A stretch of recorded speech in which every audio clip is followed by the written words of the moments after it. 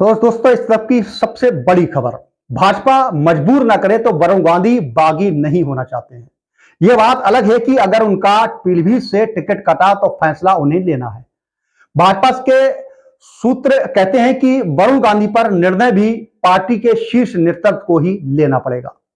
यह खबर है कि समाजवादी पार्टी के राष्ट्रीय अध्यक्ष अखिलेश यादव ने भी अपना वीटो लगा रखा है।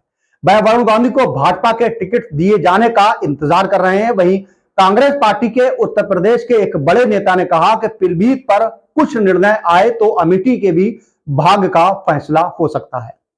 कांग्रेस के नेता का कहना है कि अमेठी और रायबरेली दोनों सीटों पर नेहरू गांधी परिवार का दावा मजबूत करने के आसार हैं।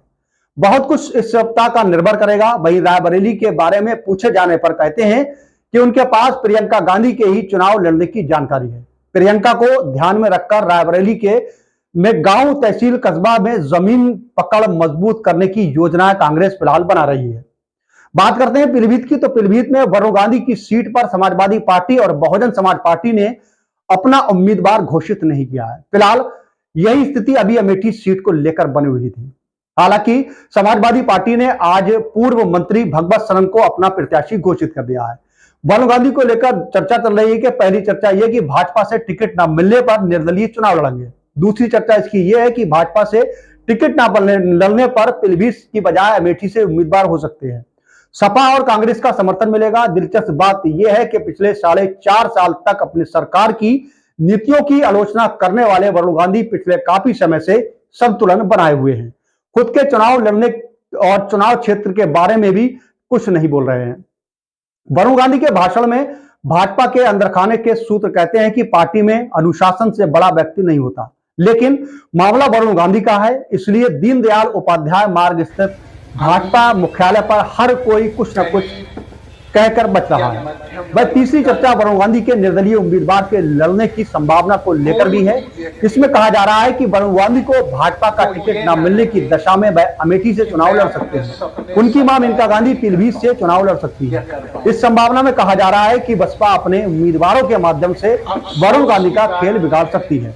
दूसरी तरफ भाजपा के नेताओं का भी कोशिश रहेगी कि वरुण गांधी की किलेबंदी ढंग से की जाए। बता दें कि पहले चरण के चुनाव में अधिसूचना जारी हो गई है।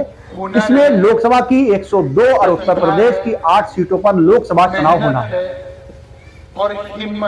8 सीटों में पीलीभीत भी शामिल है। नामांकन 17 मार्च तक किया जा सकता है। 2019 में इन 8 सीटों में से 5 पर भाजपा को झटका लगा था।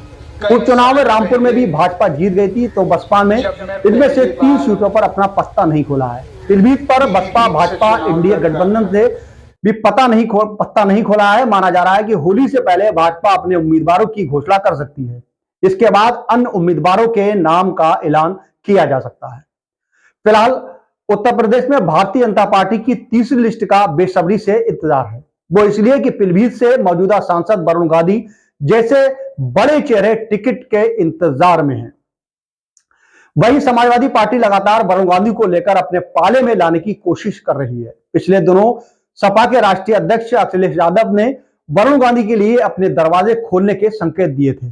तभी सपा के महासचिव राम गोपाल यादव ने कह दिया था कि वरुण गांधी को बीजेपी से टिकट न मिलने की स्थिति में उनकी पार्टी चुनाव उन्हें लड़ा सकती है। लेकिन अब समाजवादी पार्टी ने अपना प्रत्याशी पीलीभीत से घोषित कर दिया है।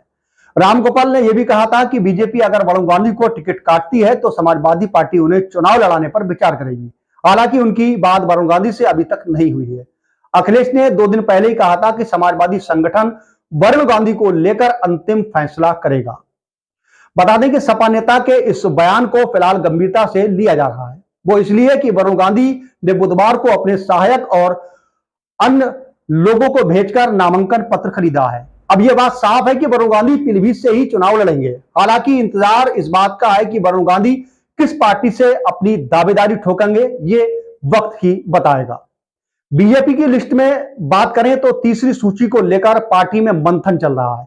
बीजेपी ने पहली लिस्ट में 195 उम्मीदवारों की घोषणा की थी, जिसमें उत्तर प्रदेश की 51 सीटों पर पार्टियों ने प्रत्याशी उतारे थे। प्रधानमंत्री नरेंद्र मोदी की तीसरी बार वाराणसी से चुनाव लड़ेंगे और राजनाथ सिंह को लखनऊ से टिकट दिया गया था। हालांकि बीजेपी की दूसरी लिस्ट में उत्तर प्रदेश को नहीं रखा गया था। दूसरी लिस्ट में बीजेपी के 72 दिग्गजों को उतारा था। दूसरी सूची में साथ बीजेपी लोकसभा चुनाव के लिए अब तक 265 उम्मीदवारों के नामों की घोषणा कर चुकी है। फिलहाल तीसरी लिस्ट का जल्दी इंतजार है और यह लगता है कि बृहस्पतिवार या शुक्रवार को भाजपा की जो तीसरी लिस्ट है वो आ सकती है।